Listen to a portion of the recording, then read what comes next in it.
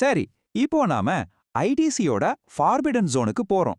அதாவது சில செலவுகளை நீங்க உங்க பிசினஸுக்காகவே பண்ணியிருந்தாலும் அதுக்கு ஒரு பைசா கூட ஐடிசி எடுக்க முடியாதுன்னு சட்டம் ரொம்ப தெளிவா சொல்லுது. இத தான் பிளாக்டு கிரெடிட்ஸ்னு சொல்றாங்க. இதுல ரொம்ப காமனா மாற்றுது எதுனா கார், பைக் மாதிரி பேசஞ்சர் வெஹிக்கிள்ஸ் தான். சார், நான் ஆஃபீஸ் யூஸ்க்காக தான் கார் வாங்கினேன்னு நீங்க சொல்லலாம். ஆனா அதை நீங்க பர்சனல் யூஸுக்கும் பயன்படுத்துவீங்கல்ல. இந்த பஞ்சாயத்தே வேணான்னு கவர்மெண்ட் இதுக்கு ஐடிசி கிடையாதுன்னு சொல்லிருச்சு. இந்த உதாரணத்தை பாருங்களேன், ரொம்ப இன்ட்ரெஸ்டிங்கா இருக்கும்.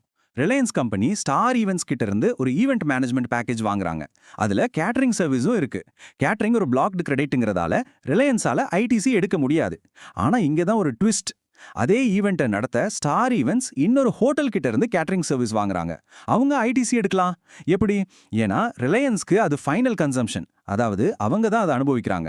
ஆனா ஸ்டார் ஈவெண்ட்ஸ்க்கு அது அவங்க பிசினஸ் பண்றதுக்கான ஒரு இன்டர்மீடியேட் இன்புட். இதுதான் சட்டத்துல இருக்கிற லாஜிக். இதே கதை தான் பில்டிங் கன்ஸ்ட்ரக்ஷனுக்கும். இதுல சபாரி ரிட்ரீட்ஸ்னு ஒரு கேஸ்ல கோர்ட் ஐடிசி எடுக்கலான்னு ஒரு சூப்பரான தீர்ப்பு கொடுத்துச்சு. ஆனா கவர்மெண்ட் சும்மா இருக்குமா? சட்டத்தையே திருத்தி அந்த ஜட்ஜ்மெண்ட்டை ஓவர் நைட்ல செல்லாக்காஸ் ஆக்கிட்டாங்க. இதுல இருந்து நம்ம கத்துக்க வேண்டிய பாடம் ஒன்னே ஒன்றுதான். ஜிஎஸ்டில சட்டம் தான் பாஸ், கோர்ட் தீர்ப்பு கூட அதுக்கப்புறம் தான்.